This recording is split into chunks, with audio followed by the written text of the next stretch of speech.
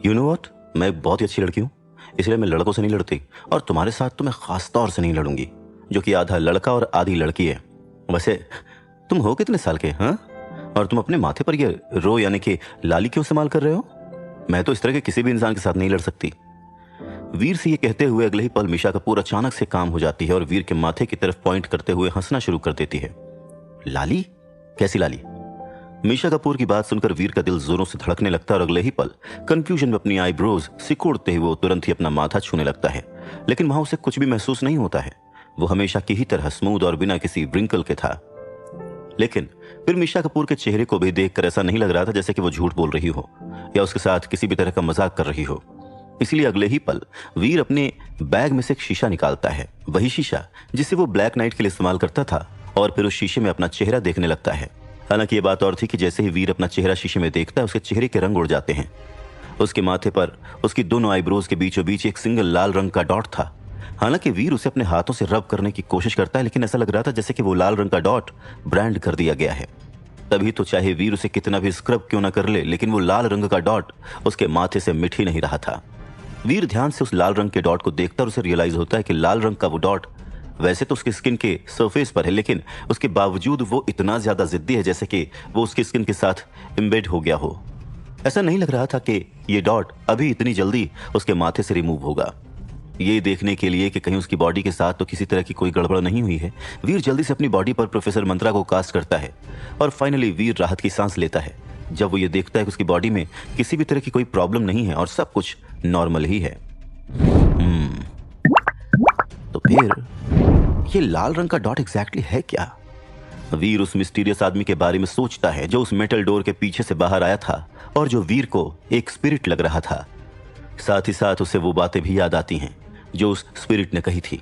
जैसे ही वीर को वो सब कुछ याद आता है, अचानक से उसके मन में एक अनईजी सी फीलिंग स्वेल होना शुरू हो जाती है। लेकिन वीर अभी बहुत ज्यादा चिंता में नहीं था। आफ्टर ऑल, अगर वो स्पिरिट चाहती तो उस समय उसे जान से मार सकती थी, लेकिन उस स्पिरिट ने ऐसा कुछ भी नहीं किया। और इसीलिए इससे एक बात तो वीर के लिए साफ हो गई थी कि फिलहाल तो वो उस स्पिरिट की हिट लिस्ट में नहीं है। हालांकि बात और थी कि वीर ये देखकर बहुत ज्यादा अपसेट हो गया था कि उसे अपने माथे में ऐसा कोई मार्क रिसीव हो गया है जो कि देखने में परमानेंट लग रहा था। अगर मेरा अंदाजा गलत नहीं है तो वो स्पिरिट जरूर ही मुराग ग्रह से एडवांस्ड प्लैनेट से आया था। वो जरूर ही होली राइनो को वहीं पर लेकर गया होगा, लेकिन फिर उसने एकदम से रुककर मेरे ऊपर यह मार्क क्यों लगाया है? कंफ्यूजन में अपने आईब्रोज सिकोड़े हुए वीर चाहकर भी यह समझ नहीं पा रहा था कि आखिर उसके साथ हुआ क्या है। इस समय वीर हर हालत में ब्लैक डेजर्ट से हमेशा हमेशा के लिए चला जाना चाहता था। उसका रोम रोम क्यूरोसिटी से जल रहा था और इसीलिए वो सिविलाइजेशन में वापस लौटकर सबसे पहले मुराग ग्रह से एडवांस्ड प्लैनेट के बारे में जानना चाहता था। इस समय वो जिस लोकेशन पर था वहां से तो उसे कुछ भी पता नहीं चलने वाला था। इससे पहले वीर को मुराग ग्रह से एडवांस्ड प्लैनेट के बारे में जानने की कोई जल्दी नहीं थी, क्योंकि उसका उस जगह से कोई इमीडिएट कनेक्शन नहीं था और उस जगह पर जाने से पहले उसके पास अभी थोड़ा समय था भी। लेकिन अब चीजें पहले से बदल गई थीं। अब उसके मन में एक इच्छा सी जाग रही है और अब वो ये जानने के लिए बेताब हो रहा था कि सीक्रेटिव एडवांस्ड प्लैनेट एक्चुअल में दिखता कैसा है। व्हाइट राइनो के क्रिस्टलाइज आंसू को अपने हाथ में पकड़े हुए उसे ध्यान से देखता रहता है। साथ ही अपना प्रोफेसर मंत्रा कास्ट करके वो ये देखने की कोशिश भी करता है कि उसे एब्जॉर्ब किया भी जा सकता है या नहीं। लेकिन अनफॉर्चुनेटली व्हाइट राइनो की एनर्जी के सिमुलेशन के बावजूद जैसा उसने एक्सपेक्ट किया था, प्रोफेसर मंत्रा उस तरह से काम नहीं कर रहा था। उसमें एक अलग ही रिएक्शन था। प्रोफेसर मंत्रा के इस्तेमाल के बाद उसके हाथ में मौजूद आंसू की बूंद एक तरह के होली वाटर में मेल्ट हो जाती है, जो उसकी बॉडी में एब्जॉर्ब हो जाती है। कहने को तो अब ये चाहे कितना ही ज्यादा क्यूरियस क्यों ना हो, लेकिन वीर को अपनी पावर स्क्रीन पर अपने जीन पॉइंट्स के बढ़ने की अनाउंसमेंट नजर नहीं आती है। ये देखकर वो थोड़ा डिसअपॉइंट हो जाता है, लेकिन वो आंसू की बूंद किसी होली लाइट की जैसी थी जो उसकी बॉडी के हर एक सेल को क्लेंस कर रही थी। उसकी स्किन पील होना शुरू हो जाती है और उसके शरीर की गंदगी सरफेस पर आकर उसकी बॉडी से अलग हो जाती है। इस प्रोसेस के शुरू होने के बाद वीर अपनी स्किन की अच्छी खासी परत पील कर सकता था। ऐसा लग रहा था जैसे कि उसकी कैंचली उतर रही है और जितनी बार भी उसकी कुछ ओल्ड और अब डेड स्किन रिमूव होती थी और ज्यादा डर्ट अपीयर होकर साफ हो जाती थी। 4 बार लगातार ऐसा करने के बाद में फाइनली वीर की बॉडी में अब उसे वो आराम और कंफर्ट महसूस हो रहा था जो आज से पहले उसे अपनी बॉडी में कभी फील ही नहीं हुआ था। इनफैक्ट इस समय उसे ऐसा महसूस हो रहा था जैसे कि इससे पहले उसे बुखार के साथ साथ तेज जुकाम भी हो गया हो, लेकिन अब वो पूरी तरह से हील हो चुका था। उसकी नाक साफ हो गई और पहले के ऑपोजिट वो सांस ले सकता है। यह वाकई में कमाल की चीज है। वीर इस समय काफी ज्यादा सरप्राइज्ड था और उसे ऐसा महसूस हो रहा था जैसे कि अभी अभी उसका दोबारा से जन्म हुआ हो। उस आंसू की बूंद की इफेक्टिवनेस कमाल की थी। ये वो आंसू की बूंद थी जो उस व्हाइट राइनो की आंखों से गिरी थी जब वो इवॉल्व हो रहा था, और यही वजह थी कि उसमें एक निर्वाणा पावर थी। और इस एनर्जी के थ्रू जो वीर ने उस व्हाइट राइनो की आंखों के आंसू से एब्जॉर्ब की थी, उससे वीर को ऐसा लग रहा था जैसे कि वो फिर से पैदा हुआ हो। यहां तक कि अगर उसे वो कैक्टस फ्रूट मिल जाता है और वो उसे खा भी लेता है, तब भी वीर को यही लग रहा था कि जो आंसू की बूंद उसे हासिल हुई थी वो उस कैक्टस फ्रूट से भी कहीं ज्यादा कमाल का आइटम थी। हालांकि इस होली टेयर ऑफ निर्वाणा ने वीर के जीन पॉइंट्स नहीं बढ़ाए थे, लेकिन उसने उनमें मजबूती जरूर ला दी थी। जीन्स की क्वालिटी हमेशा से ही उनकी क्वांटिटी को एक्सीड करती है। भले इस समय वीर के एग्जेंशियल टीयर में बढ़त ना आई हो, लेकिन इस तरह का टास्क कुछ ऐसा था जिसे करने में अच्छा खासा समय लगता है। वैसे भी ये एक ऐसी चीज थी जिसके लिए वीर प्रिपेयर्ड था। वीर की डर्ट और ओल्ड स्किन लगातार पील होती ही जा रही थी और उसकी बॉडी ने रुकने से पहले इस साइकिल को 10 बार परफॉर्म किया था। इस पूरे प्रोसेस में वीर को पूरा एक दिन भी नहीं लगा था, लेकिन इस प्रोसेस के खत्म होने के बाद वीर को अपनी बॉडी हैवी महसूस होने लग गई थी।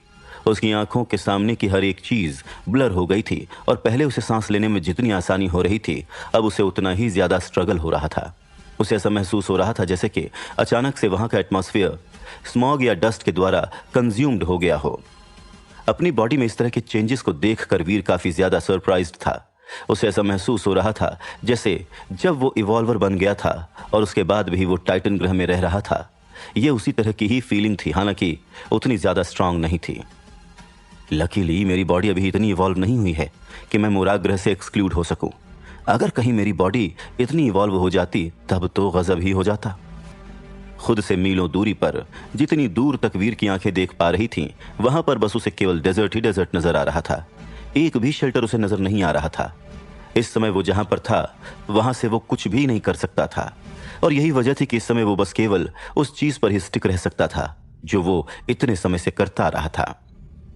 आधा दिन बीत जाने के बाद वो फेरी भी फाइनली उसके पास आ जाती है और अपने चेहरे पर एक्साइटमेंट के लुक के साथ वो वीर के आसपास उड़ने लगती है। हालांकि ये बात और थी कि वीर उस पर जरा सा भी ध्यान नहीं दे रहा था। वो बस अपने जूनियर गोल्डन शेर पर ही बैठा रहता है और ब्लैक डेजर्ट के रेगिस्तान के थ्रू ट्रैवल करना जारी रखता है। अपने दिमाग को ऑक्यूपाई करने की कोशिश में वीर डिसाइड करता है कि वो व्हाइट राइनो के एनर्जी फ्लो को थोड़ा और रिसर्च करेगा। व्हाइट राइनो बहुत ही ज्यादा स्ट्रांग था और इसीलिए उसका एनर्जी फ्लो इतना ज्यादा खराब नहीं हो सकता, और यही वजह थी कि वीर उसे ट्राई करना चाहता था।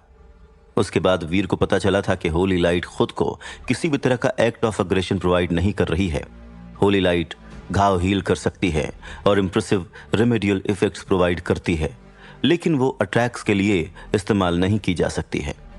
छोटे घाव तुरंत ही लाइट के द्वारा हील हो जाते हैं, लेकिन ओवरऑल उसकी फ्यूचर इफेक्टिवनेस एक इंडिविजुअल लेवल पर डिपेंड करती है। वीर के पास इस समय उतनी ज्यादा फिटनेस नहीं थी और उसकी एनर्जी कहीं से उस राइनो के जैसी इंप्रेसिव नहीं थी, और इसीलिए उसकी सिम्युलेट की हुई कोई भी होली लाइट उतनी ज्यादा स्ट्रांग नहीं हो सकती है। लेकिन फिर भी इस बात से वीर सेटिस्फाइड था। आफ्टर ऑल इस दुनिया में रहना अनप्रिडिक्टेबल है और यहाँ पर पलक झपकते ही चीजें बदल जाती हैं।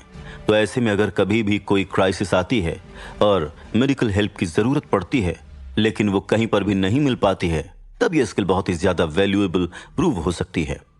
करीब 12 दिन तक ट्रैवल करने के बाद वीर की नजर फाइनली गोबी डेजर्ट और उसके पास के माउंटेन पर पड़ती है। ये देखकर वीर और मिशा कपूर दोनों की ही खुशी का ठिकाना नहीं रहता है, क्योंकि इसका मतलब ये था कि फाइनली इतने दिनों के लंबे सफर के बाद वो लोग ब्लैक डेजर्ट से बाहर आ गए थे। जल्द से जल्द एक शेल्टर को ढूंढने की चाहत में वीर अपनी स्पीड बढ़ा देता है, क्योंकि वो जल्द से जल्द टेलीपोर्ट होकर पृथ्वी ग्रह वापस लौटना चाहता था, ताकि वहां पहुंचकर वो एडवांस प्लैनेट के बारे में जितना हो सके उतना जान सके।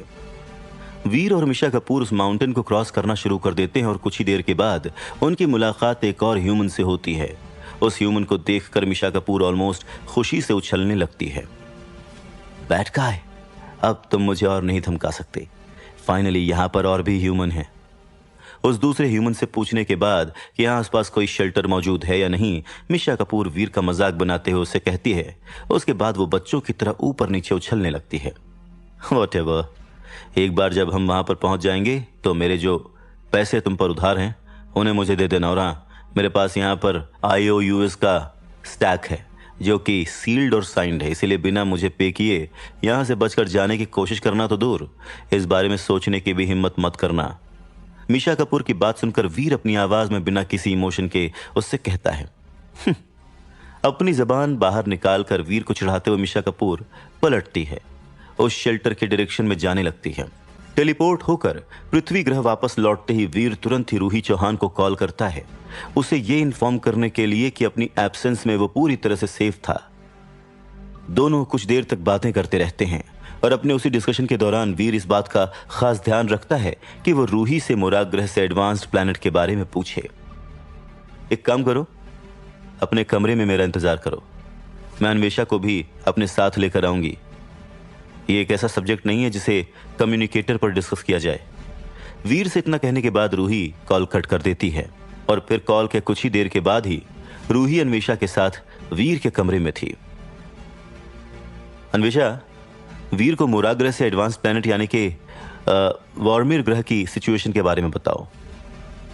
उन दोनों को ग्रीट करने के बाद वीर जब उन्हें बैठने के लिए कहता है तब रूही अन्वेषा की तरफ देखते हुए उससे कहती है, वेल, पृथ्वी ग्रह की कंसर्न्ड अथॉरिटीज सरपासर्स को वॉर्मिर ग्रह के बारे में डिस्कस करने से इसीलिए रोकती हैं क्योंकि हम वॉर्मिर ग्रह के निवासियों के लोएस्ट टायर में हैं। वॉर्मिर ग्रह के असली मास्टर्स स्पिरिट्स हैं और वही उस जगह पर राज करते हैं। अपने चेहरे पर सीरियस एक्सप्रेशंस के साथ अन्वेषा वीर को देखते हुए उससे कहती है, नो वे, वहां पर तो ऑलरेडी करोड़ों में ह्यूमन सरपासर्स रह रहे हैं ना। अन्वेषा के इस रिविलेशन से वीर बहुत ज्यादा शॉक्ड था। हाँ, वहां पर करोड़ों ह्यूमन सरपासर्स हैं, लेकिन वो सब के सब पूरे वॉर्मिर ग्रह में खोए हुए हैं और बिखरे हुए हैं। किसी भी दूसरे ह्यूमन से वहां पर मिलना बहुत ही ज्यादा रेयर है और तुम्हारी किस्मत अच्छी होगी अगर एक ऐसी जर्नी जिसमें 10 शेल्टर्स के बीच की दूरी है उसमें तुम्हारी मुलाकात एक ह्यूमन से हो जाती है तो। और अगर तुम प्रमोट होकर वॉर्मिर ग्रह पहुंचते हो और वहां पहुंचकर एक ह्यूमन शेल्टर पर पहुंचते हो तो यूं समझो कि तुम्हारी लॉटरी लग गई है।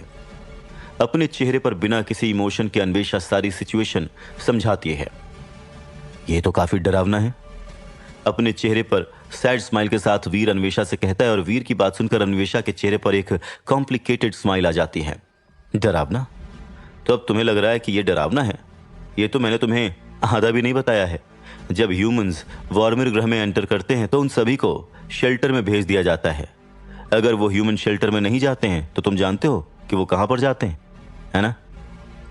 अपने चेहरे पर कॉम्प्लिकेटेड स्माइल के साथ अन्वेषा वीर से कहती है और अन्वेषा की बात सुनकर वीर का मुंह खुला का खुला रह जाता है।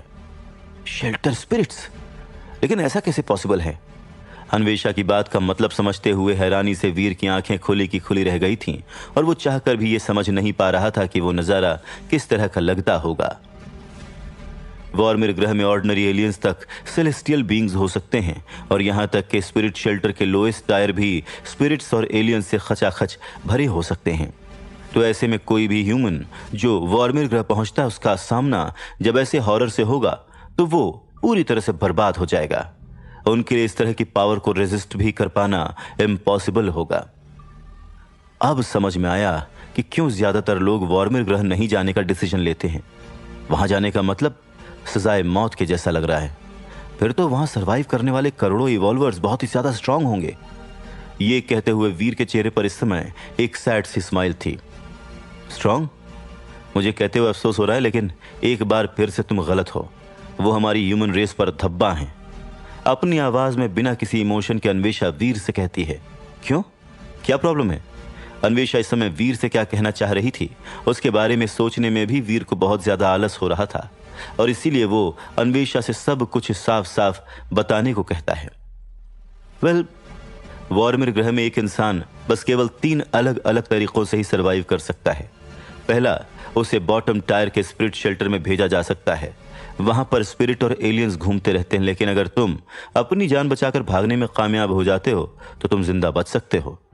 दूसरा, उसे एक ह्यूमन शेल्टर में भेजा जा सकता है और वहां पर वो इस सांप सीढ़ी के खेल से सेफ रह सकता है। अन्वेषा वीर को बताती और फिर कुछ सेकंड्स का पॉज लेकर वीर के चेहरे के एक्सप्रेशंस को जज करती है। और चाहे पहला ऑप्शन कितना ही ज्यादा टफ क्यों ना लग रहा हो, लेकिन दूसरा ऑप्शन अचीव करना भी किसी भी कीमत पर आसान नहीं है। उसकी वजह यह है कि वहां पर ह्यूमन शेल्टर्स बहुत ही रेयर होते हैं, यानी वहां पर मौजूद अनगिनत स्पिरिट शेल्टर्स के मुकाबले ह्यूमन शेल्टर्स की तादाद बहुत कम है। और क्योंकि ज्यादातर स्पिरिट्स शेल्टर्स को विरोधी स्पिरिट्स डिस्ट्रॉय कर देती हैं, इसलिए यह भी बहुत ज्यादा रेयर है कि अगर एक इंसान किसी ऑर्डिनरी स्पिरिट शेल्टर में चला जाता है तो शांति से रह सकता है। और जब वो स्पिरिट्स उन शेल्टर्स को हासिल करती हैं, तब उसके बाद वो उन्हें टेक ओवर नहीं करती हैं जैसा कि मोराग ग्रह में होता है, बल्कि वो उन शेल्टर्स को बर्बाद करके उन्हें वैसे ही छोड़ देती हैं। कुछ पलों के पॉज के बाद अन्वेषा वीर को बताती है और अन्वेषा की बात सुनकर शौक और हैरानी के मारे वीर की आंखें और मुंह खुले के खुले रह जाते हैं। तो गाइस, जैसा कि मैंने कहा था कि इस बार मैं गिव अवे करने वाला हूं, तो चलते हैं अपने फ़ोन स्क्रीन पर। तो हम आ चुके हैं यूट्यूब की कमेंट पिकर वेबसाइट पे। अपनी यूट्यूब की लिंक इधर हम लोग करेंगे पेस्ट और फिर करेंगे नीचे स्क्रॉल डाउन, स्टार्ट के बटन पे करेंगे क्लिक। ये हमने स्टार्ट के बटन पे क्लिक कर दिया। कमेंट पे आए हैं भोलानाथ मुखर्जी। भोलानाथ मुखर्जी से गुजारिश है कि वो अपना पेटीएम नंबर दे दें अगर वो वीडियो को देख रहे हैं तो गाइस, अगर आपको भी इस गिवे का पार्ट बनना है तो आपको करना होगा इस वीडियो को लाइक और अपने चैनल को करना होगा सब्सक्राइब। अब आते हैं आज के सवाल पर। वॉर्मियर ग्रह पे जो नॉर्मल पीपल जाते हैं उनकी फिजिक कितनी होती है? आपका जवाब 250 से 400 के बीच में होना चाहिए। तो मिलते हैं अगली वीडियो में। Bye bye.